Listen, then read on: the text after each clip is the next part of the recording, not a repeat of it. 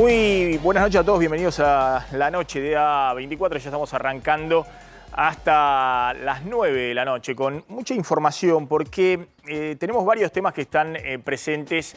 En primer lugar, 24 horas decisivas, ¿no? Porque empieza a haber una primera fecha importante que es el cierre de las alianzas electorales mañana a la medianoche. Y hay por estas horas negociaciones frenéticas para ver cómo se van a conformar las alianzas electorales, no solamente dentro del oficialismo, sino también en la oposición, en Juntos por el Cambio. Y también hay un primer paso muy fuerte respecto a la definición de las candidaturas. Ahora va a contar Javier Calvo, reunión hoy entre Cristina o de Pedro Massa. ¿Qué está pasando con eso? Y Máximo Kirchner, por supuesto. Sí se está definiendo de ahí el candidato del Frente de Todos que enfrentaría a Daniel Scioli en la PASO, en la interna del oficialismo. Ahora vamos a contar porque son horas frenéticas. La otra fecha es después el 24 de junio, 10 días después, cuando hay que presentar efectivamente las candidaturas. Pero puede haber algunas definiciones previas de acá a la medianoche de mañana. Y por eso ahora vamos a contar las negociaciones que están teniendo lugar. También vamos a hablar un poco del fenómeno Javier Milei en términos de las encuestas. Va a venir Carlos Faraca para analizar si es un fenómeno electoral o por ahora es solo un fenómeno en las encuestas. Y qué pasa que hasta ahora el fenómeno en las encuestas, Milei, porque todas las encuestas muestran que está muy bien posicionado, no se ha traducido en votos, y la alerta más fuerte fue lo que ocurrió en Tucumán el domingo pasado con la candidatura de Bussi, que era el candidato de Milei y por el cual Milei hizo campaña y está empapelado Tucumán y sacó menos del 4% de los votos. Así que un ratito nos vamos a meter con ese tema. Pero quiero contar en términos económicos lo que está sucediendo desde el punto de vista de la Reserva del Banco Central, de la inflación y del dólar por estas horas, porque este es el telón de fondo en el cual se está jugando la máxima tensión electoral con esta interna feroz, dentro del oficialismo y también dentro de la oposición. Y el telón de fondo, ahora van a ver, habló hoy el ministro de Economía de la negociación con el FMI en un anuncio de inversión de la empresa Ford en Pacheco. Ahora va a contar Claudio Slotnick cómo el Ministerio de Economía está buscando, como sea, dólares, ya sea de inversiones directas, ya sea de emisión de obligaciones negociables por parte de empresas grandes en la Argentina. Cualquier dólar que ingrese hoy a la Argentina en el corto plazo en el mercado cambiario alivia la tensión que tiene por delante la política económica. Y si uno ve lo que está pasando con las reservas del Banco Central, para que se den una idea, en la negociación con el fondo, las reservas del Banco Central están 10.000 millones de dólares abajo de lo que debía ser la meta con el FMI ahora a fin de junio, a fin de mes. Fíjense, la meta a fin de mes ya revisada a la baja en marzo pasado eran 9.100 millones de dólares de reservas netas en la medición del FMI, acá arriba. Y lo que tiene el Banco Central es acá abajo, menos 1.500 millones de dólares. Es decir que faltan 10.000 millones de dólares en la reserva del Banco Central respecto a lo que estaba previsto en marzo, hace muy poquito, que iba a tener el Banco Central en este momento en sus reservas netas. Esta era la meta, que se había revisado ya a la baja en marzo, cuando empezó a golpear la sequía. Y esto es lo que tiene el Banco Central, menos 1.500 millones de dólares en la definición de las reservas netas, los dólares reales contantes y sonantes que tiene el FMI. Por eso, la definición principal que tiene la política económica de acá a agosto, que es que haya dólares para, en parte para mantener mínimamente algún nivel de actividad, pero fundamentalmente, y esta ahora es la prioridad, no importa ya la inflación, no importa el nivel de actividad, no importa nada, sino que no se dispare el dólar libre de acá a agosto. Que el dólar libre no le gane a la inflación. Y fíjense qué interesante este gráfico de la consultora Ecobou de Marina Del Poyeto, que muestra que cada vez que se disparó el dólar libre, más allá de que no hay una devaluación en el tipo de cambio oficial, porque el tipo de cambio oficial siempre corre detrás de la inflación con las mini devaluaciones diarias, el llamado credit spread, pero cada vez que se disparó el dólar libre, un salto adicional de la inflación. Así se pasó de 2 a 4% mensual, cuando se disparó la brecha en su momento en octubre del 2020 a Guzmán, después se pasó del 4 al 6, cuando de nuevo volvió a dispararse la brecha, y se pasó del 6 ya al 7% también el año pasado, cuando en medio de la crisis de la salida de Guzmán, Batakis y demás, también hubo una disparada del dólar libre, la brecha. Y la última, ¿no? El 8,4% de inflación en abril, se dispara nuevamente el dólar de 400 a 480, casi superó los 500 pesos en abril, y de nuevo otro escalón adicional de inflación. Entonces, mañana se va a conocer el dato de inflación de mayo. Vamos a ver, en mayo el dólar estuvo estabilizado, no pegó ese salto que había pegado en abril. Hay alguna desaceleración mínima de precios de los alimentos. Puede ser que dé un poquito por debajo del 8,4% que dio en abril el dato del INDEC. Sí, el dato del INDEC sigue lo que vimos la semana pasada, el índice de precios de la ciudad de Buenos Aires. Pero atención, justamente no subió otro escalón la inflación porque lograron en mayo contener el dólar libre. Entonces, la prioridad absoluta para el equipo económico durante lo que queda de junio, y sobre todo cada vez que se conoce el índice de inflación, empieza a haber presiones sobre el dólar libre, porque el dólar libre no se puede quedar planchado si la inflación está corriendo al 8% mensual más o menos, porque si no todos los precios suben y el dólar no sube. Bueno, la prioridad es mantener el dólar, lo que queda de junio, julio y hasta mediados de agosto, ese dólar libre más o menos estable, que no pegue esos saltos, porque detrás de eso se va la inflación y detrás de eso se van las expectativas electorales que tiene el oficialismo y la posibilidad de gobernabilidad hasta fin de año. De hecho, hemos contado que en la negociación con el Fondo Monetario hay una pulseada muy fuerte. Hoy habló Sergio Massa, ahora vamos a ver lo que dijo, pero hay una pulseada muy fuerte respecto a adelantar el cronograma de vencimientos de deuda con el FMI, los desembolsos que hace el FMI a la Argentina para pagarle al propio FMI. Es la placa siguiente. Ahí se ve claramente que hay hasta fin de año 3 desembolsos fuertes previstos por el FMI, uno ahora en junio, de 4.000 millones de dólares, otro en septiembre de 3.300 y otro en diciembre de 3.300 millones de dólares, pero son desembolsos para pagar los vencimientos que hay ahora en junio, que hay que pagarle al propio FMI 2.700 millones de dólares, en julio hay que pagarle otros 2.400 millones de dólares, y después las barritas azules hay que pagarle hasta fin de año con los desembolsos que el FMI haga. Lo que está buscando el ministro de Economía, este es diciembre, ya esto es el próximo gobierno, pero lo que está buscando ver si estos desembolsos se pueden adelantar, tal vez a julio, para no solamente pagar estos vencimientos que hay, sino mostrar que las reservas del Banco Central tienen mayor volumen y se puede estabilizar las presiones cambiarias. Una negociación muy, pero muy fina para las próximas semanas, porque el FMI no quiere saber nada de darle dólares a un gobierno que está de salida,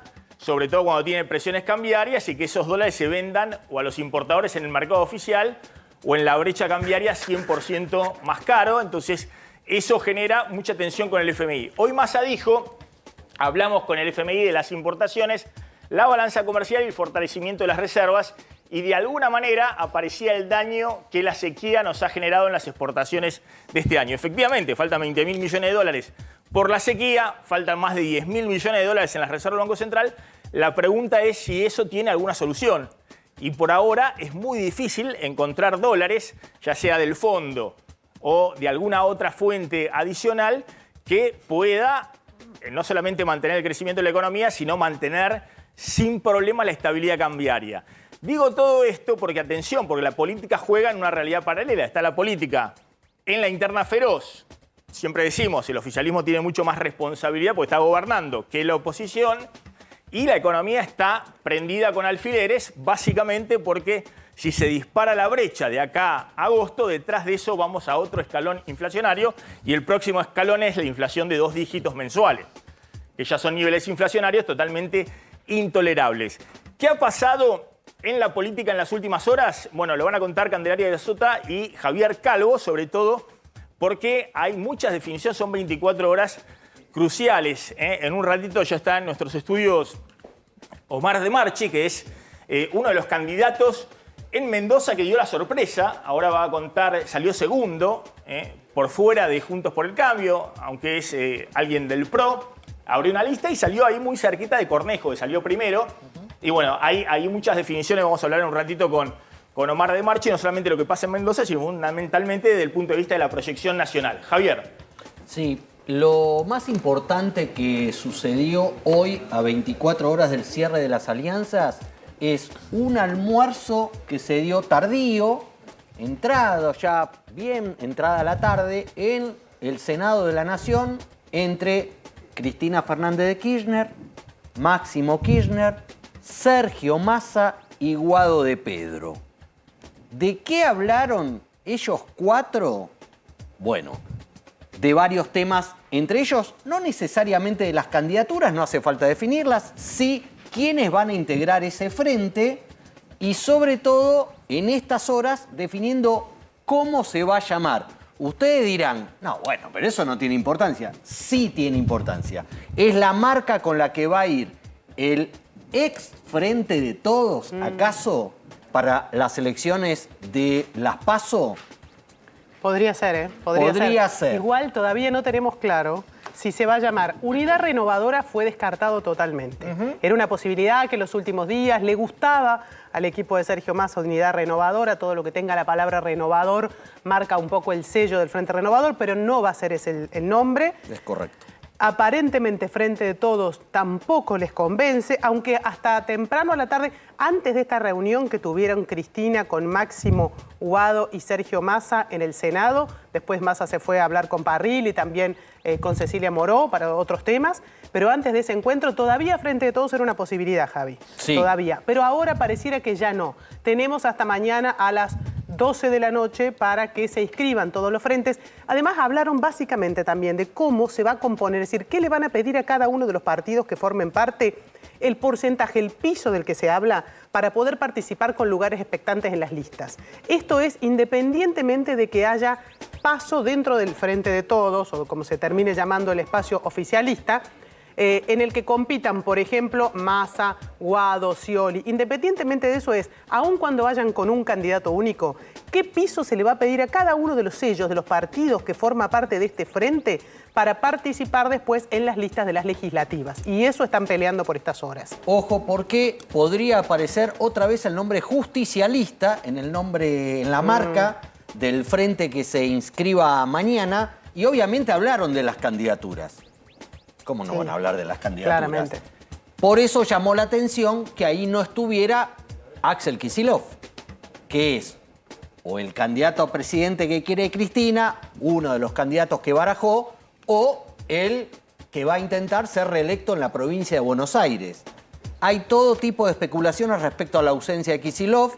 Nadie en la gobernación bonaerense sabía de esta reunión, no fue avisado, no fue citado. Habrá que ver qué pasa, mientras tampoco fue citado otra de las patas que supuestamente tenía el Frente de Todos, que es el albertismo o el sciolismo, llamémosle como quieran hoy, pero de alguna manera se está tejiendo de qué forma el Frente de Todos o el actual oficialismo, se llame como se llame, va a armar su oferta electoral. Entre ellas, con una gran operación que se dio hoy, aprovechando que el saliente gobernador de Tucumán, Juan Mansur, está acá en Buenos Aires, tanto del lado de Guado de Pedro como del lado de Daniel Scioli, tiraron o se tiró el propio Mansur las chances de que sea vicepresidente, candidato vicepresidente. Exacto. De ambos espacios. De ambos espacios. Se dijo que Guado le había pedido a Juan Mansur que sea su vicepresidente y que él lo está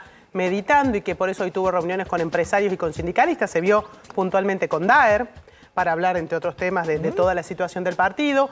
También está Gildo Infran en Buenos Aires. Esto es muy importante porque es el presidente del Partido Justicialista y esto tiene que ver con el apoderado, con la rosca. El presidente sigue siendo Alberto Fernández, por ahora. El apoderado, digo, con el mira, al cierre de lista es muy importante porque el tema de las cuestiones de los apoderados de cada uno de los partidos, se están dando reuniones así contrarreloj con Gildo Infran y con otras autoridades del Partido Justicialista. Entonces, es importante su presencia. Lo que vos decías de Axel Kicillof se relaciona también con una molestia que hay de todo el grupo que se reunió hoy en el despacho de Cristina Fernández de Kirchner con Scioli, porque Scioli tuvo contactos no solo con Bernie, sino también con Martín Guzmán. Y hay mucha molestia de este otro lado con los movimientos que están haciendo desde el albertismo al que acusan de embarrar la cancha y no Ahora querer vamos a hablar bajarse. de los candidatos y de los equipos económicos de cada uno de los candidatos. Ahora, la definición importante es quién va a ser el candidato del Frente de Todos. No se sabe. ¿A presidente? Sí, pero es lo único que importa, digamos, ¿no? A Hay tiempo gobernador hasta el también, 24. pero a gobernador, ¿hay alguna posibilidad de que no sea Kicillof? No, yo diría que no. Pero a Cristina le gustaría que fuera Kicillof el candidato a Sí, presidente. eso está claro. Pero y en ese también... caso piensan que Guado podría ser un buen candidato en la provincia. O sea, como no está midiendo tanto como se esperaba a nivel nacional, podría ir a la provincia. Pero ese es un pensamiento que sale puramente del Instituto Patria. Sí. Se tiene que hacer un consenso con el Frente Renovador y con otros sectores de lo que es hasta ahora el Frente de Todos, parecería que es difícil que eso ocurra. Sí, y ratifico lo que dije hace varias semanas. En ese planteo, para Cristina, el mejor candidato en esta situación es Guado de Pedro. Vamos a ver si mantiene esa idea o la convencen de otra cosa. Bueno, ahora vamos a hablar sobre el tema porque desde el fin de semana ha salido muy fuerte el ministro de Economía a decir ahí vamos a estar, ahí vamos a participar competir. de las PASO, dando a entender que, bueno, si Scioli quiere PASO, se anota en la disputa de ver quién va a ser el candidato en la alianza entre el kirchnerismo y el Frente Renovador, de ser el candidato presidencial en esa PASO. Si va a ser Guado de Pedro, me parece que no hay más opciones, aunque haya una sorpresa. O va a ser Guado de Pedro o va a ser Sergio Massa el candidato a presidente del espacio del Frente de Todos. Cristina, Frente Renovador, enfrentando a Daniel Scioli en la PASO. ¿No? Me parece que es un poco la discusión. No hay, Hoy hubo muchos rumores, salvo... Maxi, de que Scioli se bajaba. Muchas operaciones y muchos rumores cruzados de que se bajaba, aunque desde el sciolismo aseguran que no se baja. Bien, ¿qué pasó hoy en el Banco Central? ¿No? Porque nosotros contamos, ojo que se viene una dolarización electoral, por eso es lo que se está negociando con el Fondo Monetario, por eso es lo que se negoció con China con el uso de 10.000 millones de dólares de libre disponibilidad para los yuanes, para tener algo de maniobra en el Banco Central. Pero hoy fue un día cómodo para el Banco Central. Por primera vez, después de 6 días de ventas, compró dólares, subieron los bonos, subieron las acciones. Una muy buena noticia en Estados Unidos de que la inflación en Estados Unidos está en una fuerte desaceleración. Dicho sea de paso, difícil explicar para Alberto Fernández que Argentina tenga 120% de inflación anual y acelerándose, y Estados Unidos haya pasado de 9% de inflación hace un año a 4% anual ahora y desacelerándose, va a terminar abajo de 3% o 3% la inflación en Estados Unidos. Es una buena noticia para países como la Argentina, porque eso significa que Estados Unidos, la Reserva Federal, vamos a ver mañana, no sigue subiendo la tasa de interés. Si eso ocurre, no se fortalece tanto el dólar. Si eso ocurre, repunta el precio de las commodities que había caído en los últimos meses, entre ellos la soja. Bueno, se alinearon de alguna manera los planetas, pero hoy hubo un planteo particular que significó que el Banco Central pueda comprar dólares. Bueno, lo importante hoy, el Banco Central después de 5 días hábiles compró 75 millones de dólares para las reservas. Venía vendiendo consecutivamente todos los días, un promedio de 46 millones cada día. Hoy compró 75. ¿Y qué es lo importante? La manera en que Sergio Massa se asegura justamente que conseguir esas divisas para el Banco Central. Y las consigue por negociaciones que tiene abiertas con distintas empresas exportadoras. Con las automotrices, básicamente, en las últimas horas, y también con petroleras. Ahí están las imágenes de hoy, el anuncio en la planta de Pacheco de Ford, claro, de una inversión. Vamos a ver, digamos, efectivamente cuándo se efectiviza el ingreso de esos dólares. Lo que sí que hay dólares contantes y sonantes que ingresan las empresas, como en este caso la empresa Chevron, que tiene inversiones fuertes en Vaca Muerta. Claro, digamos, hoy lo que hubo fue liquidación de Chevron, una parte de las inversiones que habían sido anunciadas en los últimos días, inversiones por 500 millones de dólares. La presunción en el mercado es que una tercera parte de estos 500 millones de dólares, alrededor de 150, 160 millones, hoy ingresaron, se vendieron en el mercado oficial. El Banco Central agarró esos dólares, los guardó para las reservas y por eso pudo quedarse con un neto de 75 millones de dólares. Lo importante también es saber que Massa lo que se hace es negociar, por ejemplo, con Chevron, ¿qué es lo que se negocia? Y ustedes tráiganmelas ahora parte de las inversiones y nosotros le dejamos exportar una parte de sus exportaciones sin retenciones. El 20% de lo que Chevron va a exportar por esta inversión se va a exportar sin retenciones. De incremento de exportaciones, el 20% incremental de exportaciones. Efectivamente. Y después con las automotrices sucede algo parecido. Hay un régimen especial que se negocia con cada automotriz para que hagan inversiones, también digamos, empleen nueva mano de obra, pero al mismo tiempo, digamos, esas inversiones vengan en dólares y esos dólares, por más que después se liquidan y las inversiones se efectúan en pesos, los dólares quedan en el Banco Central. Y la otra cuestión para conseguir divisas ya tiene que ver más con el mercado financiero y son emisiones de bonos, de obligaciones negociables por parte de empresas. Por ejemplo, hoy mismo se largaba una emisión de deuda de YPF por 100 millones de dólares. Es probable que estos 100 millones de dólares se amplíe como deuda en las próximas semanas. Está pasando algo raro en la Argentina, porque con toda la fragilidad que contamos de acá a diciembre, hay sectores estratégicos, empresas que están emitiendo deuda, eso es una obligación negociable, porque necesitan hacer inversiones, a tasas abajo del 6% anual en dólares, a tasas bajísimas. El Estado argentino, si quisiera endeudarse, hoy sale y coloca, ahora ya te digo la cotización de los bonos, coloca al 40% anual en dólares. Obviamente no coloca nada porque tiene cerrado el mercado financiero, ¿no? Bueno, por ahí si uno toma así, 40% anual en dólares, o sea, tiene cerrado el mercado financiero. En cambio, hay empresas, las empresas petroleras, hay algunas empresas alimenticias, sectores, las mineras, sectores que van a generar muchos dólares en la Argentina en los próximos años, que colocan obligaciones negociables, que es deuda para conseguir dólares para volcar inversiones a tasas que son internacionales, es decir, claro, tasas muy, muy bajas.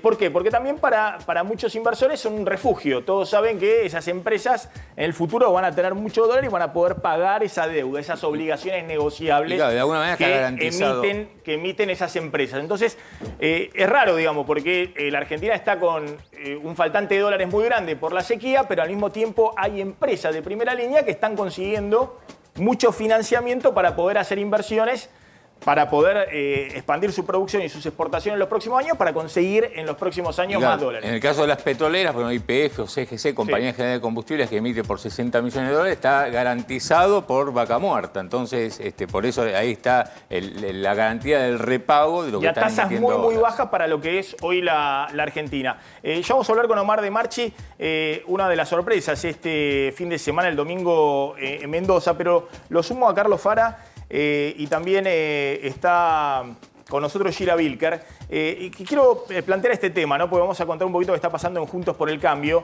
Pero, ¿qué pasa con el fenómeno Milei? Que la verdad que si hay un problema en las encuestas es un sesgo sistémico, porque todas las encuestas coinciden ya en ponerlo en 25 puntos.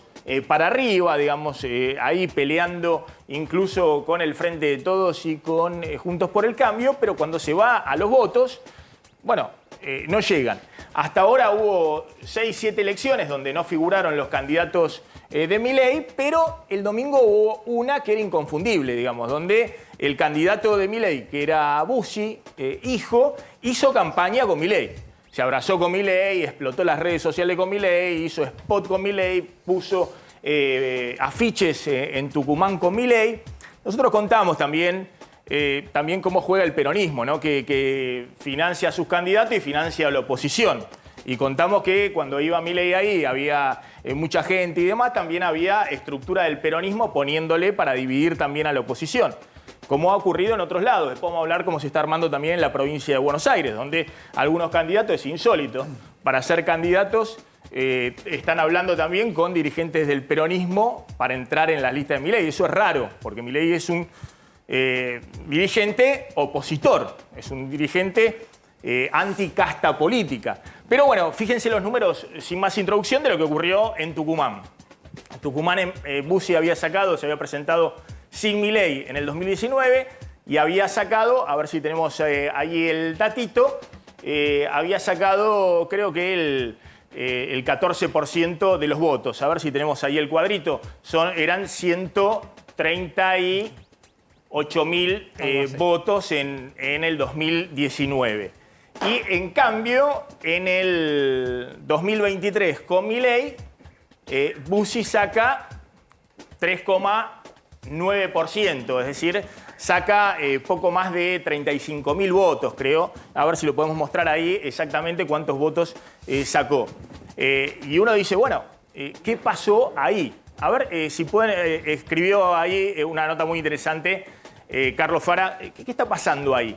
Bueno, la primera cuestión es, primero, interpretar que el votante de Milei en general es un votante independiente, no es un votante politizado. Con lo cual, le gusta Milei para lo presidencial, pero no necesariamente, digamos, sobre todo cuando van a elecciones separadas, tiene que optar por los candidatos locales. En el caso de Bussi es lo llamativo por lo que vos marcabas, pero, digamos, lo que pasó esta vuelta es que la elección se polarizó más para gobernador que en la de 2019, ¿no? Digo, Juntos por el Cambio hace 4 años atrás sacó 20% y ahora está sacando más o menos 34%. Son 14 puntos de diferencia, ¿no? Bussi sacó prácticamente 10 puntos menos, ¿m? Con lo cual, en donde hay un público opositor que de alguna manera quiere, vamos a decir así, acercar un poco las fuerzas con el oficialismo peronista, se produce una polarización. Obviamente alguien tenía que pagar el plato de voto, lo pagó Bussi desde ya, ¿no? Bueno, estos eran los números que habíamos dicho, lo podemos mostrar ahí en pantalla. Ahora vuelvo con vos, Gila, para ver un poquito tu perspectiva. Está Omar de Marchi. La primera pregunta, Javier Calvo, a Omar de Marchi. Y presenta un poquito lo que pasó ahí en Mendoza. Sí, para quienes no saben, y siempre tratamos de contarlo desde una mirada más nacional que porteña, las PASO que hubo en Mendoza dio la sorpresa de que, de alguna manera, si bien triunfó Alfredo Cornejo, le hizo mucha fuerza dentro del espacio de Cambiemos, de Juntos por el Cambio, que se llama de otra manera en Mendoza, Luis Petri. Pero Omar de Marchi, aquí presente, que salió de esa coalición, salió segundo, dejando al peronismo en cómodo tercer lugar. Entonces, lo que queremos preguntar, ya que te vas a enfrentar, hola Mar, te vas a enfrentar con Cornejo en las elecciones para gobernador, es ¿qué significa esto no solo dentro de Mendoza, sino fuera de Mendoza, en el orden nacional? Bueno, sí, hay una agrupación, un espacio político local que es Cambia Mendoza, que muchos confunden, digamos, justificadamente con que es el correlato mendocino de Juntos por el Cambio. Eso no es real, porque Cambia Mendoza se articuló en el 2015, éramos al menos 8 partidos en aquel momento, de los cuales hoy han quedado solamente 2 formalmente. Después te van a meter un montón de sellos que no son reconocidos como partidos, en fin, pero partidos reconocidos son básicamente 2, que es el radicalismo, un sector obviamente importante del radicalismo que es el que gobierna, y Libres del Sur. El resto de los partidos nos hemos retirado, algunos antes, otros después, y hemos articulado paralelamente un espacio muy mendocino que se llama la Unión Mendocina. Lo novedoso de esto es que vio la luz hace solo 45 días. El 22 de abril formalmente fue presentada la Unión Mendocina y bueno, el resultado final, para reducir los comentarios, es que Alfredo Cornejo con Cambia Mendoza saca 25 puntos y la Unión Mendocina saca 21 puntos. Hemos quedado 4 puntos, 5 puntos, fue 25-9. Bueno, esto es lo que marca que en Mendoza era necesaria una revisión de los espacios políticos, porque íbamos hacia un modelo, no voy a decir de partido único, pero casi como que sí, ¿no? Con el radicalismo. Ahora, sí, con un sector del radicalismo, sí. Porque quien es mi candidato a vicegobernador es Daniel Orozco, que es un intendente radical del departamento de Las Heras, que es uno de los departamentos más importantes. Vos Una te pregunta asumís como sí. pro, perdón, vos te asumís como pro. Sí, claro, por supuesto. Porque tal vez alguien no tiene claro y dice, pero Sí, por supuesto, a pesar de que nos intervinieron el PRO en la provincia de Mendoza, sí. Porque no comprenden muchas veces lo que pasa en las realidades provinciales. En este caso de Mendoza, yo creo que no se leyó desde aquí lo que estaba pasando. Pero a su vez han sumado también dirigentes, no sé, el Partido Libertario, por ejemplo, está integrando la coalición cívica con Lilita, que ayudó muchísimo ella personalmente también en estos sectores del peronismo no kirchnerista, no extremo, si vos querés, también están en esa coalición. sumados. Bueno, la pregunta es más allá de Mendoza, ¿no? Uno está viendo que a nivel local, la gente vota, no sé si llamarlo casta, pero sí dirigencia política tradicional, digamos, o del peronismo, o del radicalismo, o del PRO. En el caso suyo es vicepresidente de la Cámara de Diputados. En su momento fue jefe de campaña de Rodríguez Larreta, Sí. En todo el interior del país. Ahora decidió reconfigurar una alianza política, digamos, que es un poco las negociaciones en la democracia. La sumó a Elisa Carrió, sumó parte del peronismo, sumó liberales, sumó, no sé si alguna otra fuerza política adicional. El PRO real, porque hay PRO. un PRO que se llevaron el sello del PRO acá en Mendoza, pero el Bueno. PRO está Entonces, obviamente articulado con ¿qué nosotros, está el Partido Demócrata. ¿Qué está pasando? Que a nivel nacional vemos un voto, o por lo menos lo que dicen las encuestas, ojo que la gente está muy enojada, quiere castigar a la casta, crece Milei, y a nivel provincial gana la ultracasta, digamos, ¿no? La casta de Tucumán. Bueno, en San Luis ahora vamos a ver si hablamos un ratito con Poggi, digamos, es Juntos por el Cambio, pero había sido gobernador de los Sí. Rodríguez A hasta Es que yo creo que no hay que meter a todos en la bolsa. Hay buenos gobiernos y malos gobiernos, o buenos gobernantes y malos gobernantes, o con buenas prácticas y con malas prácticas. Quizá el caso de Tucumán es un gobierno, digamos, casta, si vos querés, Jaldo, Mansur, a mi criterio, y no quiero ofender a nadie, con malas prácticas, ¿no?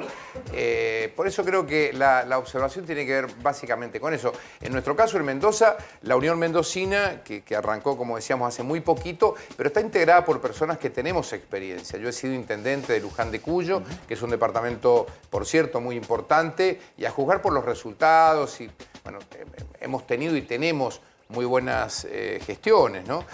Creo que hoy la gente lo que mide son los resultados, que es lo que la política en general no está dando, ¿no? El enojo que uno Es advierte decir, el en la enojo gente. es a nivel nacional con, Sí, a en nivel todo nacional y caso, también los gobiernos que no resolvieron, por ejemplo, el tema de la inflación. Bueno, claro, evidentemente hay un malestar producto de la situación general de la Argentina hace muchos años, con problemas estructurales que venimos arrastrando, no te voy a decir por décadas, pero muchísimos años, ¿no? Que en algún momento todos tendremos que sentarnos a resolverlo y tratar de encontrar soluciones y no excusas. Yo vuelvo al caso de Mendoza, estamos totalmente mendocinizados en este momento, y nosotros decimos que los problemas de Mendoza los vamos a resolver los mendocinos poniéndolos arriba de la mesa y encontrando soluciones, Pero ojo, con ojo. buenos equipos y con planes. Pero salir, y esto me parece que es central y que también incluye a la Argentina, salir de la grieta.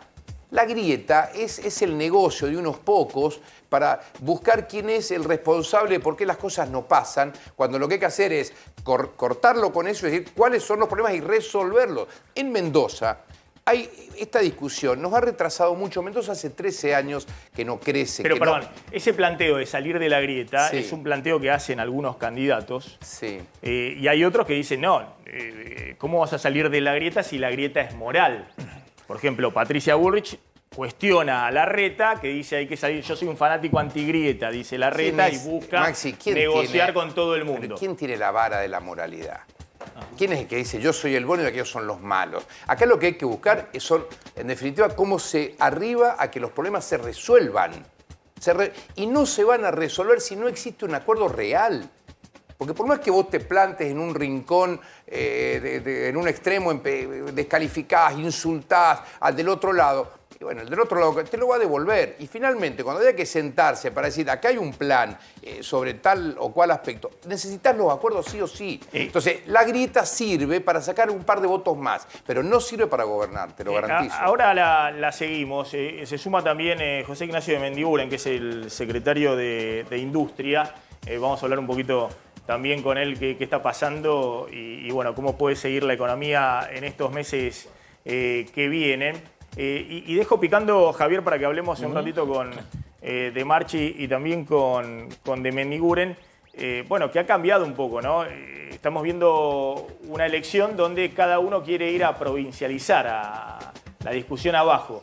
En su momento, cuando era la época dorada de Cristina, 2011, todos querían subirse a la nacionalización. Cuando era la época dorada de Macri, en el 2015, en todas las provincias estaban buscando la foto de Macri para ponerla los dirigentes de Juntos por el Cambio e ir con el impulso para arriba, ¿no? Y hoy nadie quiere prenderse a los de arriba, nadie quiere prenderse ni a los candidatos obviamente del Frente de Todos, pero tampoco a los candidatos de Juntos por el Cambio. Está rara la cosa. Sí, pero no es general, ¿no? Nosotros creemos que hay algunos que sí se quieren subir a candidatos nacionales. No hablemos en este caso del gobierno, hablemos de quienes están en la oposición. En nuestro caso en Mendoza nos seguimos concentrando en la provincia, a pesar de que han habido candidatos o precandidatos a presidente nacionales que han recorrido Mendoza casi como que pidiendo turno para ir todas las semanas y le iban todos a levantar la mano a Alfredo Cornejo y Alfredo Cornejo sacó 25 puntos. Bueno, ahora vamos a hablar, entonces, con quién se alinea de Marchi, si con Larreta o con Patricia Bullrich. O con Está Mendoza. Claudio Poggi, que es el gobernador electo de San Luis. Correcto. Y que ha roto esta dinámica de el Adolfo, el Alberto, aunque ya fue gobernador en su momento en un interregno entre el Adolfo y el Alberto. De Marchi, Claudio Poggi, gracias por atendernos, muy amable. Hola Maxi, ¿cómo te va? Buenas tardes. Bueno, usted gana una elección y ¿cuál es su interpretación del triunfo y si tiene alguna connotación nacional de búsqueda de cambio o es una elección provincial, el cambio netamente provincial ahí en San Luis? La elección se provincializó, digamos, rigió un sistema nuevo de votación, a mi juicio muy malo, costoso, antiguo, cuasi tramposo, digamos, que es el sistema de lemas, ¿no? Lo implementó el gobierno provincial hacia finales de año y cambió un poco las reglas de juego. Y bueno, nos tuvimos que acomodar el cuerpo desde la oposición a ese nuevo sistema. Empezamos a construir un espacio y terminamos construyendo un lema denominado Cambia San Luis, que aglutinó a todos los espacios de la oposición, todos, sin excepción, prácticamente. Es decir, del año 1983 que esto no pasaba en San Luis, desde espacios que van de Libres del Sur, socialistas, libertarios, el radicalismo en sus diferentes matices, el PRO también en sus diferentes matices, demócrata, el partido Quintero y Presido, que es un joven partido que tiene 7 años de vida, que es Avanzar, que es un partido provincial, el MID, expresiones municipales, y se aglutinó a toda la oposición bajo el formato de sublemas, ¿no? En el marco de un paraguas del lema Cambia San Luis, y que bueno, todos con sus candidatos propios y con sus matices, bueno, todos me plantearon y tuve el honor de ser encabezar la lista de candidato a gobernador en todos esos sublemas, ¿no?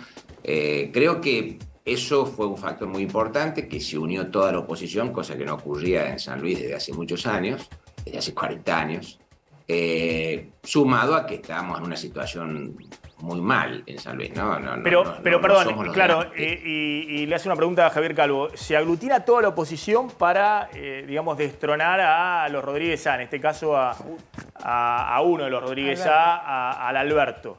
Rodríguez Sá, que había puesto a un candidato propio en esta elección. Y usted dice, se unieron desde Libre del Sur hasta los libertarios. Estamos hablando desde la izquierda hasta los sectores más de derecha. Claro, pero del otro lado estaba el apellido Rodríguez Sá para enfrentar. Creo que algo similar había pasado en Neuquén cuando del otro lado estaba el apellido Zapag. Bueno, algo así pasaba a nivel nacional conjunto cuando del otro lado estaba el apellido Kirchner, Cristina. Ahora que no está Cristina, empieza a haber problema para aglutinar a la oposición, porque jamás Milei se juntaría con Larreta, por ejemplo. Dice que es un gusano, que es un socialista y demás. Y lo que está contando Poggi es que, bueno, que algunos de los seguidores de Milei se juntaron con Libres del Sur, que obviamente están muchísimo más a la izquierda de Larreta. Larreta jamás estuvo a la izquierda de nada, digamos. Pero Libre del Sur sí. Javier. Sí, Poggi, le quería preguntar justamente, usted decía que es la primera vez en 40 años que toda la oposición se junta. Dentro de la oposición está Adolfo Rodríguez Sá. ¿Cuánta incidencia tuvo el apoyo de Rodríguez Sá para su triunfo del domingo? Bueno, en el 2021 cuando tuvimos la elección de medio término, que yo renuncié a mis últimos 2 mandatos de senador nacional para competir en la Diputación Nacional, ganamos ya la elección, ¿no? Y era un frente con el PRO y con el Partido Demócrata solamente, ¿no? En este caso, el lema Cambia San Luis se amplió mucho más. Diferentes expresiones políticas, dentro de las cuales estaba también el senador Adolfo Rodríguez Sá, que compitió en el 2019, no sé si se acuerdan, también en la gobernación, conmigo y con Alberto. Ya venía con diferencias. Él sigue formando parte del Partido Justicialista, tuvieron ahí un conflicto, los echaron del partido. Bueno, un conflicto político entre ellos. Él tenía la posibilidad de armar un lema propio, ¿no? El senador Rodríguez Sá.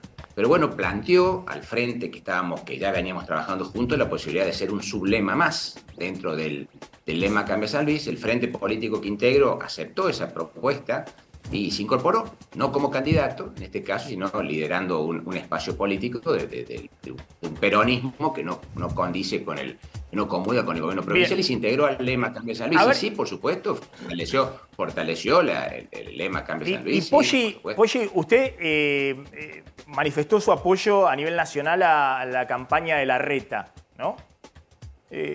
¿Por qué? Yo simpatizo con Horacio Rodríguez Larreta desde la gestión, ¿no? La verdad que veo en él un perfil muy parecido al mío. Yo soy un hombre de gestión. Y la verdad que en las provincias nosotros miramos mucho el tema de la política de salud, la política de seguridad, la política de educación. Son 3 rubros que las provincias están bajo su competencia.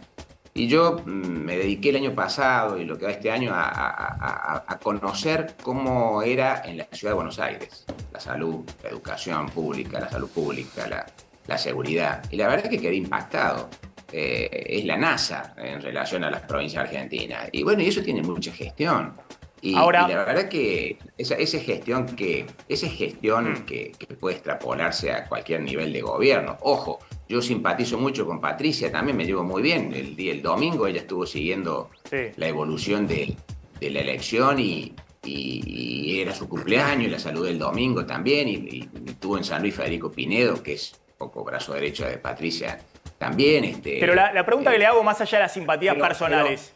Más allá de las simpatías personales. No, yo hablo de lo personal, porque vengo de 48 horas donde focalicé toda mi energía en lo provincial. Y hicimos un acuerdo provincial y cada uno tiene sus referentes nacionales. Yo simpatizo con Larreta. Si yo tuviera que apostar en una PASO, voy a trabajar para Larreta. Esto no significa que tenga mi opinión, que hay que bajar los decibeles, me parece, en la confrontación interna de Juntos por el Cambio. Para mí, entre Larreta y Bullrich está el futuro presidente de la Nación, pero hay que bajar los decibeles de la competencia porque Juntos por el Cambio no puede perder esta oportunidad histórica de gobernar la Argentina por el bien de los argentinos, ¿no? Poggi, gracias, muy amable. Gracias. Gracias, es interesante yo lo que veía ahí con el tema de Poggi y los armados políticos. Es, bueno, que obviamente tiene afinidad en todo caso con Larreta, con la idea de la concepción de cómo se arma políticamente, porque si vos sumás al Libre del Sur y a los libertarios no le haces asco a nada, digamos, no tenés una ideología que te guíe, digamos, sino que tenés que incorporar a todo para ver si, bueno, después cómo gobernás, ¿no? Cómo armás esas diferencias ideológicas muy profundas. Es un poco lo que plantea Larreta, pero es lo que está haciendo cortocircuito con Macri y con Patricia Bullrich, que dicen, no, mirá, acá hay que priorizar el planteo ideológico. Si vas a hacer un cambio, haz el cambio con la gente que realmente quiere el cambio profundo y que ideológicamente tiene afinidad.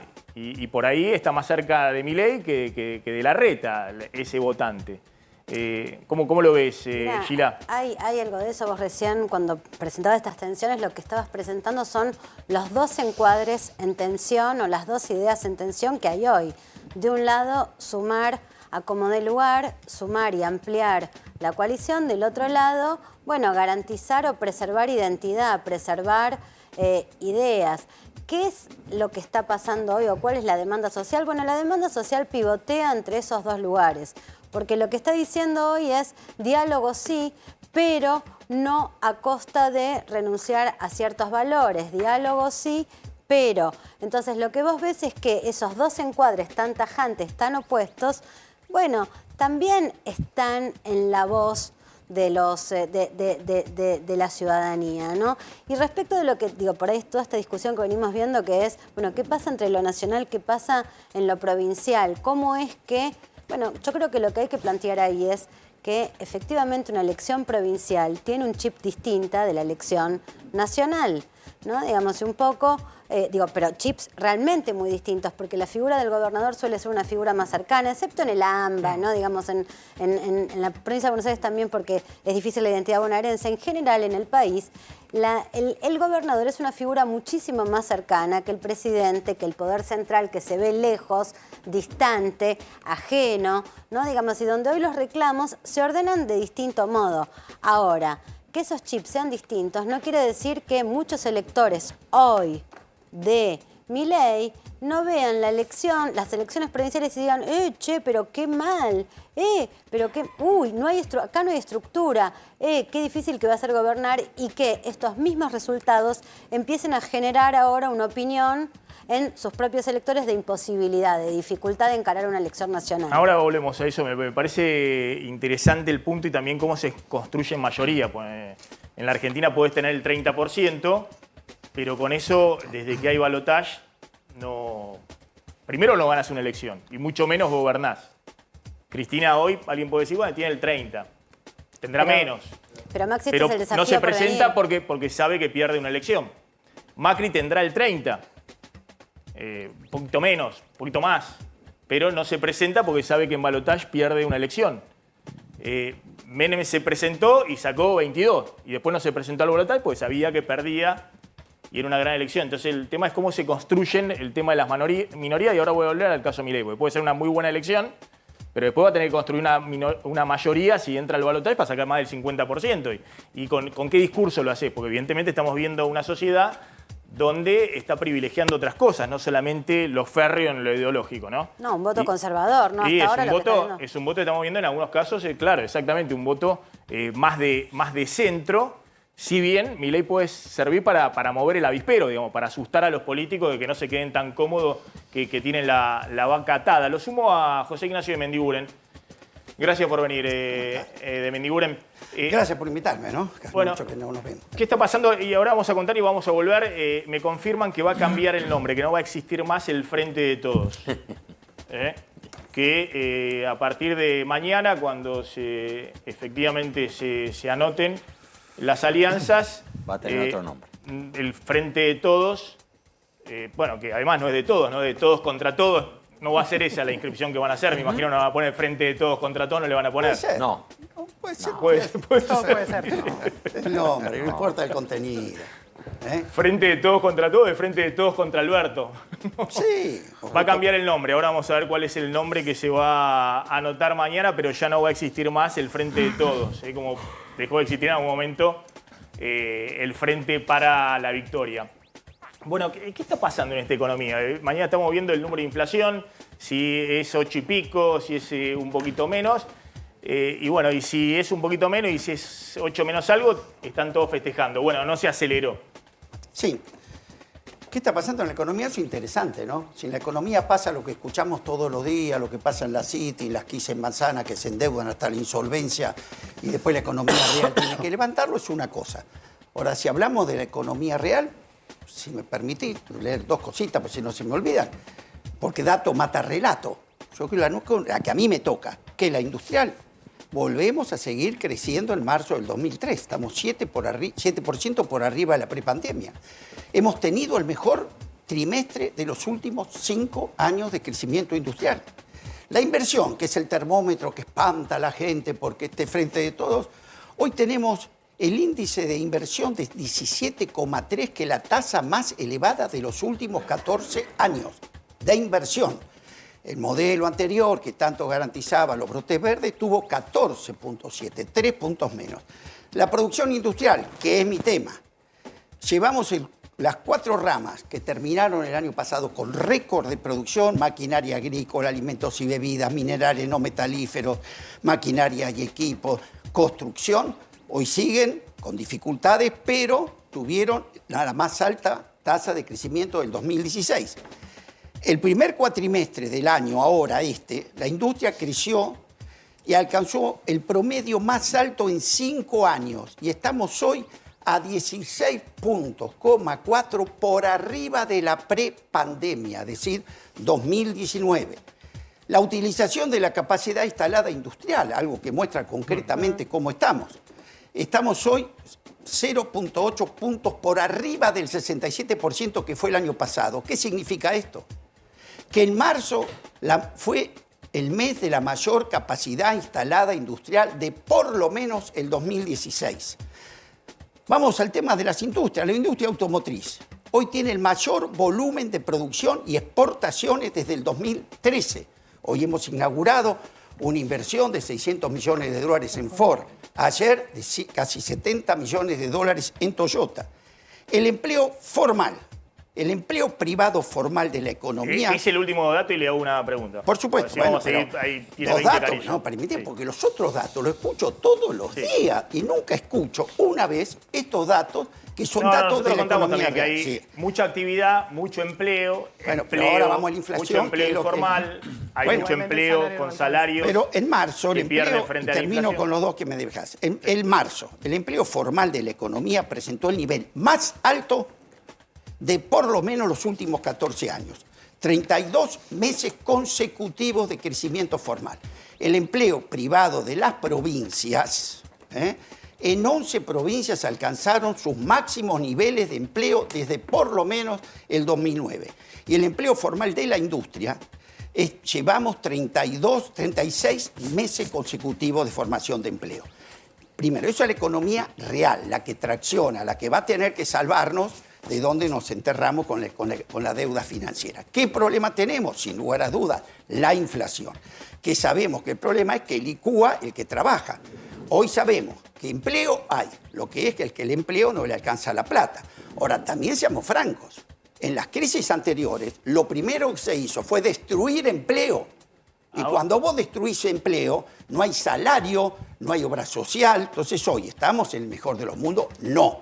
Pero mantenemos nivel de actividad y nivel de empleo. Ahora, de Mendicura, la pregunta es, efectivamente, se recuperaron niveles prepandemia, en muchos casos hay sectores que están por arriba de los niveles de 2019 y 2018, previo a la recesión y a la crisis. Hoy todavía este mes tenés récord de expedición del de gobierno de cemento y Macri, hierro. efectivamente.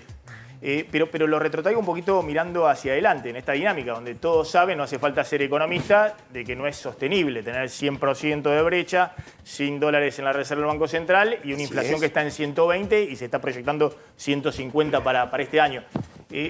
Y lo retrotraigo un poquito a la historia, a otros momentos de la historia. No al 2001, porque esto es totalmente distinto a lo que está pasando con la crisis del final de la convertibilidad, que era cero inflación, pero una recesión muy profunda. Pero lo retrotraigo a junio de 1975. ¿Sabe cuánto era el desempleo previo al Rodrigazo? 3,7%, pleno empleo. Salarios reales fuertemente recuperando. Una situación de nivel de actividad muy, muy fuerte. Así es. Y bueno. Pero no cabe duda que vamos a decir que vamos a ver. Y eso terminó en el Rodrigazo, digamos, ¿no? En una situación no estamos de en esa desbande. Entonces situación. la pregunta es, ¿cómo se sostiene esta situación, digamos, donde la inflación se come todo, se come al dólar oficial? Bueno, lo estamos contando todo el tiempo. Primero lo que estamos haciendo todos los días, gobernar. Creo que Sergio Massa está muy claro que asumimos, trazamos un camino, un sendero de orden fiscal, todo lo que propusimos se cumplió. A la inflación, como dijimos, la llevamos a la baja, pasamos del 7,4 al 4,95 y después, muchachos, viene una sequía récord en el mundo que te sacó nada más ni nada menos que 20.000 millones de dólares. Entonces me gustaría a la oposición, porque emitir dólares no podés. La economía la tenés que mantener el nivel de ocupación y el nivel de actividad. ¿Cómo se hace? Bueno, ¿qué estamos haciendo? Todo lo posible, ir a China, ir a Brasil, ir al fondo, ir a todos los lugares que nos puedan dar dólares hasta que pasemos esta etapa, porque tenemos claro y lo tenemos escrito y tenemos el plan que Argentina está en la víspera de un proceso, de un proyecto extraordinario. Ahora vamos a la inflación, que es el tema que más nos preocupa. Y sobre la todo, inflación no solamente visto en el sentido de 42% de pobreza y creciendo, porque de hecho los indicadores de pobreza, cuando se conozcan los del primer semestre de este año, van a aumentar, por una cuestión muy, muy simple, porque la inflación se aceleró en el primer semestre de este año a niveles de 7, 8,4%, vamos a ver si da 8, un poquito menos. Entonces todo eso sumerge sobre todo a los trabajadores informales. Correcto. Es cierto que venían perdiendo ya en los últimos 5 años, de los 2 años finales del gobierno Macri, pero eso se profundizó. A ver, porque los diagnósticos están, los escucho todos los días. Lo que quiero saber en estas circunstancias, ¿qué hacemos? Y vos ya me hablaste del periodo anterior y de la inflación. No hay cosa peor, como vos dijiste, que inflación con recesión. En todo el periodo del gobierno anterior, ¿sabes cuánto fue la inflación? La duplicaron. Sin guerra, sin pandemia, sin sequía. ¿Y sabés qué pasó? Duplicaste la inflación y de 4 años de gestión cayó en 3 la economía. Nosotros hoy también tenemos 100% de inflación, lamentablemente. Sí, la van a triplicar, digamos, del 50 pero de a 4 años, pará, ya si te gusta, yo espero que no. Ahora, de 4 años de gestión, hasta ahora vamos creciendo en 3. Hay diferencia, ¿no? Entonces, acá hay 2 modelos que se están discutiendo. Un modelo que te llevó a eso, que tuvo como eje la valorización financiera y la especulación financiera, que te dejó el país defolteado en pesos, defolteado en dólares, porque si no arreglabas con el fondo, no podía levantar 19.000 millones de dólares de costo, ¿no? Y te dejó en la peor crisis un industricidio prácticamente. Tuviste que agarrar eso, te agarraron las 7 plagas de Egipto. Y seguimos manteniendo el nivel de actividad con los índices que te dije. El interior es otro país. Hoy, 23 de las 24 provincias en el último año, todas han generado empleo privado formal. A ver, un segundito, lo voy a sumar a Omar de Marchi, que es dirigente de la oposición, en opinar esto. Qué lindo, este año la economía va a caer este año. Puede ser, pero va a caer por ahora por el 3%. Eso es el rebote del gato muerto. No, pero está bien. Pero la economía va a caer por el 3% de caída del PBI por ahora de la sequía. Claro. Los indicadores que vemos es que empieza a enfriarse, pero esa recesión fuerte que se ve en un sector del agro, pues faltan 20.000 millones de dólares de cosecha, y no está la soja, todavía no y está no está el trasladándose. transporte. Bueno, pero inevitablemente vos hacés las cuentas, digamos. Si si los salarios están atrás de la inflación, el consumo, la gente no llega a fin de mes, no va a consumir en el segundo no semestre. solamente no te entraron, Sí. ¿sabés lo que son 20.000 millones? La cuarta parte de las exportaciones está del bien, año pasado. pero después, más además allá de ese no tenés impacto, sí. la producción física. La soja no está, los contratistas de maquinaria para hacer la cosecha no estuvieron, el transporte no estuvo, tuviste un agujero en la Hay un economía impacto real. muy grande La ganancia que del el sector campo. agropecuario hubiera tenido y hubiera revertido no está. Entonces me encantaría que la oposición ante este hecho tenga propuestas concretas. No se las conozco. A ver, de Marchi. Bueno, no, primero, en realidad, quisiera concentrarme en Mendoza. Voy a dar un solo dato nada más de la macro que tiene que ver con los números fuertes que son los que finalmente terminan de empujar la inflación. El gobierno de Mauricio Macri asume con un déficit primario de 5 puntos del producto y prácticamente entrega el gobierno con déficit primario equilibrado. Ese es el único camino real, gastar menos o como mínimo lo mismo que te ingresa. Cuando todo el tiempo gastás más de lo que te ingresa, cuando todo el tiempo gastás más de lo que te ingresa, no tenés otra manera de fondearte que no sea a partir de la emisión sin respaldo, porque no te prestan y porque no puedes meter más impuestos. Y evidentemente la inflación es un fenómeno monetario. O sea, mientras más plata, mientras más papel pintado tirás a la plaza, sin respaldo, evidentemente la inflación crece. Esto es economía natural y a veces uno sin ser economista. Caer 30.000 pymes. Pero quiero decir que no voy a discutir. Primero no soy economista, pero yo tampoco. Evidentemente yo no entiendo por qué los ministros de Economía, los presidentes, hacen con el Estado lo que no hacen en su propia casa. Yo no conozco un solo presidente que gaste en su casa más de lo que le ingresa. En la Argentina hace muchos años, estructuralmente, que hacemos lo mismo. Pero yo lo que quiero decir, a propósito de los números, del crecimiento, de la industria y demás, seguramente Mendoza le tira abajo todos esos promedios, sí, porque evidentemente Mendoza hace 13 años que no crece. Entre las 23 provincias, 24 que son, pero 23 que han crecido, una sola que ha caído, que es Tucumán. Y la que le sigue, la número 22, es Mendoza. Después de la pandemia creció solamente un 2.5. No recuperó los niveles de actividad económica previo a la pandemia.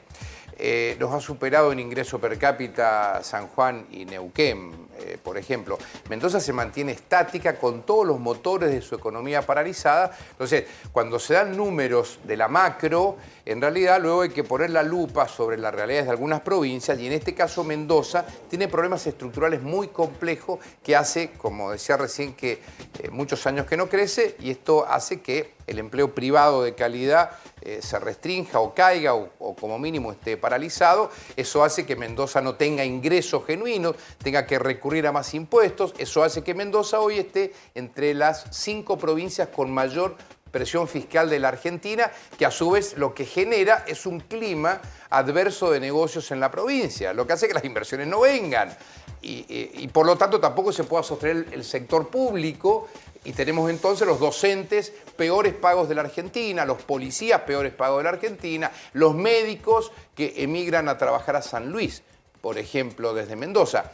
Quiero decir, porque no me interesa tampoco meterme en la discusión de la macro nacional, sino focalizar y poner la lupa, Pero, porque ¿en Mendoza el hay un interior... gobierno de Juntos por el Cambio o no? ¿Cómo? ¿En Mendoza hay un gobierno de Juntos por el Cambio? No, en Mendoza gobierna Cambia Mendoza, que es el radicalismo, que utilizan la coraza de Cambia Mendoza o de Juntos por el Cambio, pero en el fondo es el radicalismo. Ojo, con todo lo bueno y con todo lo malo. No estoy diciendo que esté mal, estoy diciendo la situación política es esa, puntualmente. Por eso surge la Unión Mendocina. Vuelvo a pasar Pero el usted es aviso. opositor al gobierno nacional. Por supuesto, claro. Yo No, integro claro, Juntos porque, por el digamos, Cambio a ya nivel estamos nacional. mareados, digamos. Sí, pero hay que prestar atención a los correlatos provinciales, porque se tiende desde Buenos Aires a generalizar la situación nacional en las provincias, y eso Mendoza tiene su propia realidad y merece atención especial. A ver, para Mendiguren, recién usted decía, bueno, hay que pasar estos meses que estamos asfixiados por la falta de dólares. El otro día la Unión Industrial, usted fue parte de la Unión Industrial, le fueron a plantear a usted y a otros funcionarios del gobierno justamente que faltan dólares, que sin dólares no pueden producir, hicieron una advertencia sobre el tema precios, abastecimiento, mano de obra. ¿Cómo piensa usted que se puede atravesar los próximos meses en esta estabilidad si no hay dólares? Bueno, primero estuvimos con la Unión Industrial y hubo un examen de todo. Fui yo, comercio, la parte de aduana. Y la reunión fue muy positiva. Es decir, por supuesto, hay dólares que no alcanzan para el nivel de importaciones por varios motivos. Primero, porque nos están faltando 20.000 millones de dólares. Esto a ver si se entiende lo que es. No lo podemos imprimir, no lo podemos emitir. Primero. No obstante, el año pasado tuvimos récord de importaciones. No es que hubo poco, hubo récord. ¿Y por qué? Porque la economía además creció. En el año 2001 creció el 10,5%, en el año 2002 creció el 5%. Sí, 2021 y 2022. Claro, ¿qué pasa con esto? Que justamente hace falta importaciones para crecer. La estructura productiva de Argentina, por cada punto que sube el producto industrial, suben 3 las import. Entonces, por un lado festejamos el crecimiento y por otro lado nos faltaron las importaciones. Recordemos que la guerra, la crisis energética, nos sacó 5.200 millones de dólares que no teníamos. Pero por eso, entonces, ¿cómo sabe usted que vamos a poder pasar con esta estabilidad, digamos, de acá Primero, a fin de año? De acá hasta fin de año. Bueno, primero, lo que estamos sorprendidos es, no sorprendidos, yo conozco a mi colega, ¿no? Cuando uno tiene demanda, divisas aparecen. Argentina tiene un PBI entero en el exterior. Y en el año 2002, cuando yo era ministro, en 4 meses, cuando vieron que los precios relativos daban y había un acuerdo político, en 4 meses hubo 16.500 millones de dólares de desatesoramiento. Mirá lo que nos cuesta hoy conseguir 5 o 10. Allá los argentinos, cuando vieron que había posibilidades de negocios, lo invirtieron. Y hoy se está dando. Hoy yo veo niveles de sectores donde la inversión, si no, no estaría en el 17, es la oficial, 17,3%. Ahora, ¿qué tenemos que pasar este periodo? Este periodo que estamos haciendo, todo lo que se puede hacer. Si la oposición tuviera otra idea, se la tomaríamos con gusto. Que es salir a buscar a Brasil, a ver si nos pueden ayudar a tener una moneda común para no gastar los pocos dólares que tenemos, poder ir con China con un swap, a ver si podemos retener los dólares que tenemos para que las importaciones no nos paren en nivel de actividad, un arreglo con el fondo que nos permita desahogar la situación que nos provocó la sequía, que el mismo fondo y el gobierno americano reconocen el impacto de la sequía. A veces se A ver, reconoce... le hago una última pregunta respecto a la orientación, ¿no? Porque a ver si podemos ver los economistas de cada uno de los espacios políticos. Es decir, todos están con alguna idea en general. La verdad que después van a tener que, después de agosto, precisar un poco cómo se resuelve esto. Todos los temas que hay dando vuelta, no solamente vamos a ver cuándo llegamos en agosto con la inflación, pero arriba del 120% seguro, el tema de qué hacer con las LELIC, que es la deuda del Banco Central, cómo se va a hacer el año que viene para pagar la deuda en pesos que se está refinanciando para el año que viene, cómo reconstituir reservas, cómo generás mínimamente un plan. No se puede bajar gradualmente una inflación del 120, 130%, no ha existido en ninguna parte del mundo, que después te vayas lentamente hasta el 10%, si no te tardamos una década en hacer eso y en el medio se te conviene la reserva del Banco Central, vas a una crisis. Pero en general todos tienen una idea, que dicen, bueno, acá hay que ir a achicar el déficit fiscal, no emitir más y liberar en algún momento el cepo. Y no sé si están los economistas que ahí pedía de los candidatos, pero rápidamente, los candidatos de, por ejemplo, de Milei, ha puesto a Roque Fernández, a Carlos Rodríguez, los del SEMA. Los candidatos de economía, de Rodríguez Larreta. De Rodríguez Larreta, decime un nombre y yo te digo. Decime Rodríguez Larreta, es Hernán Lacunza. Y está también Lacunza organizando todos los equipos económicos, pero también está Carlos Melconian, que está ahí dando vuelta y que es íntimo de Rodríguez Larreta, además de que son de Racing y tiene todo un plan con eso. Decime otro. Bullrich. Bueno, con Bullrich está Luciano Laspina, pero también está Carlos Melconian, porque viene armando, digamos, me olvidaba, para Larreta también está Martín Redrado, lo tienen en esa orientación. Y me falta, ¿quién me falta? Y Scioli, por ejemplo. Scioli, Gerardo Morales tiene a Eduardo Levi Cellati, que es el economista hoy del radicalismo, si se quiere, más institucionalista, el que está en la alianza con Larreta. Facundo Manes tiene a Marina del Poyeto. Todos plantean lo mismo, digamos, ¿no? Que acá no se puede financiar el déficit fiscal, que hay que ordenar las cuentas, que hay que levantar en algún momento el cepo. La diferencia es la secuencia. Guado de Pedro tiene un equipo que me dice que está armando con Hernán Leche, que estuvo ayer en este programa, digamos, que tiene una visión más del cristinismo, del kirchnerismo duro, que fue el que confrontó, con el gobierno de Alberto Fernández durante buena parte del gobierno. El ministro de Economía, Sergio Massa, se sabe porque es la orientación del acuerdo con el fondo y demás. Uno por uno te podemos dar los puntos. Bueno, ¿qué plantea el Frente de Todos hacia adelante? ¿Es la visión del ministro de Economía con el acuerdo con el fondo, con el actual equipo económico? ¿O es, plantear el esquema de Hernán Lecher, lo que quería hacer en algún momento máximo que ella, después no se sabe qué es lo que quería hacer con la economía? Creo que el planteo de Sergio, cuando asumieron el mes de marzo, fue claro. Primero, un sendero para equilibrar las variables. Vos en ese desorden no podías hacer nada. Pero simultáneamente, logrando la estabilidad, todas las medidas que tengan que ver apuntar al crecimiento. Esto es lo distinto a todo, poner el caballo delante del carro. ¿Qué hicimos ayer con la industria automotriz? Te premio todo lo que de acá en más crezcas en la economía con alivio fiscal. ¿Qué hicimos con la economía del conocimiento? Exactamente lo mismo. Ya están en 7.000 millones de dólares de exportaciones, van a llegar a 10.000. ¿Qué hicimos con la ley de la cadena agroindustrial? Que se hizo con la oposición, se hizo todo. Precisamente poner el caballo en el crecimiento, premiar con alivio fiscal, con acceso a divisas, todo lo que sea crecer. Ahora vos fíjate, me mostraste la foto de todos. ¿Alguno de esos puede mostrar un éxito en la lucha antiinflacionaria? ¡Ninguno! Entonces, ninguno. Entonces, yo te pregunto, además la gestión, una cosa es hablar y otra cosa es gestionar. Fíjate todo lo que hablas del gobierno anterior. Empezaron sacando un cepo. El único que puede mostrar es Roque Fernández con la convertibilidad, pero la convertibilidad... ¿Y cómo terminó? Ibas con 3 años de recesión, por algo Menem no pudo imponer nada, y digamos. te comiste 30.000 millones de Ni siquiera pudo imponer su sucesor en la... Y perdió Duval de la... No te olvides que te comiste 35.000 millones de privatizaciones para bancar ese engendro. Pero sigamos un poco en el tema. Ahora, más allá de los fracasos, pues todos han fracasado. Claro, todos han fracasado en la Argentina. Incluido nosotros, el actual gobierno. Todo. Por eso que hoy, hacia adelante. Pero vamos hacia adelante. A ver lo que es gestionar con lo que es hablar. Vos lo escuchaste a todos. Empezaron poniendo un cepo, sacando el cepo, terminaron poniendo el cepo. Empezaron sacando las retenciones, terminaron poniendo retenciones. Empezaron liberando tarifas, terminaron congelando tarifas y terminamos en el fondo con el país desfolteado. Entonces no es tan fácil hablar y gestionar. Yo le decía a López Murphy, sabe que tengo un aprecio en lo personal, pero Ricardo se preparó 14 años con Fiel, con Artana, y tuvo que agarrar la gestión y duró 14 días. Yo lo que le 14 días duró.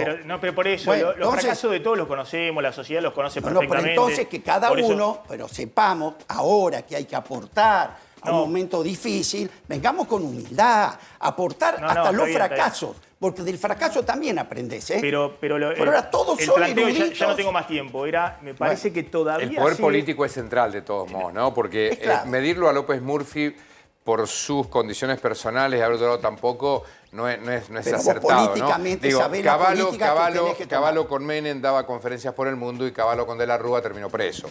Digo, el poder político en un momento determinado Por supuesto. es central para que los cambios finalmente se produzcan. Simplemente, pero lo vamos a discutir en otro momento, me parece no? que el Frente de Todos es un espacio donde está terminando su gobierno y todavía no se termina de definir cuál es su propuesta económica. No es así. Porque sigue tenemos en pugna la diferencias, pero en el discusión, si rumbo, que es un modelo productivo competitivo, no tenemos ninguna duda. El otro que me pone la duda, porque lo único que me dice es que va a ser lo mismo, pero más rápido. Entonces, si querés discutir, discutimos todo lo que pensamos. ¿Tenemos diferencias como toda coalición? Lo tenemos. ¿La tendríamos que discutir adentro? También. Pero en el rumbo no dudamos. Vamos a armar una discusión con los economistas de los candidatos. A mí me parece que pueden hablar mejor que los candidatos, porque los candidatos dicen cualquier cosa.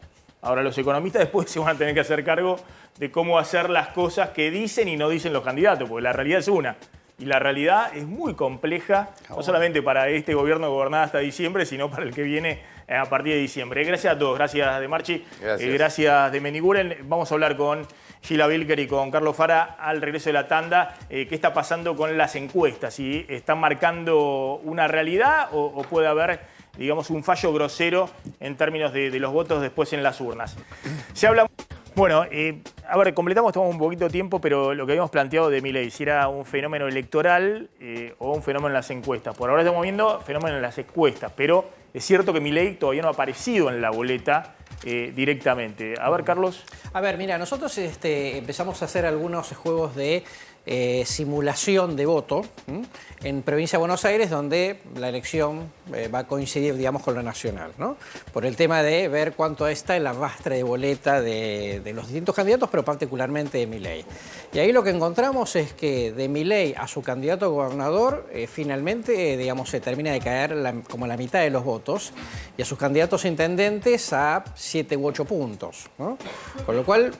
Después hay que verlo, digamos, en la práctica, pero está claro, digamos, que no va a arrastrar todo. Eso es importante, porque una cosa es que se vote a Milei presidente, pero después necesitas senadores, necesitas diputados, necesitas para gobernar en democracia, necesitas masa crítica de legisladores. Totalmente así. Con lo cual es una pregunta, digamos, y de hecho nosotros... Hace cosa de un mes hicimos un par de preguntas al respecto, porque el tema de la gobernabilidad, viste que se empieza a instalar. Una pregunta es, bueno, ¿quién podría tener más fuerza para gobernar? ¿Un presidente Juntos por el Cambio o Milei? Y eso nos dio un 48% para Juntos por el Cambio y un 25% para Milei. ¿O quién puede tener más fuerza en el Congreso? 60% un presidente Juntos por el Cambio y un 17% Milei. Con lo cual Milei por ahí debiera revisar también la estrategia después. Debería también tratar de solidificar su voto junto con lo que van atrás en la boleta, para poder tener más legisladores.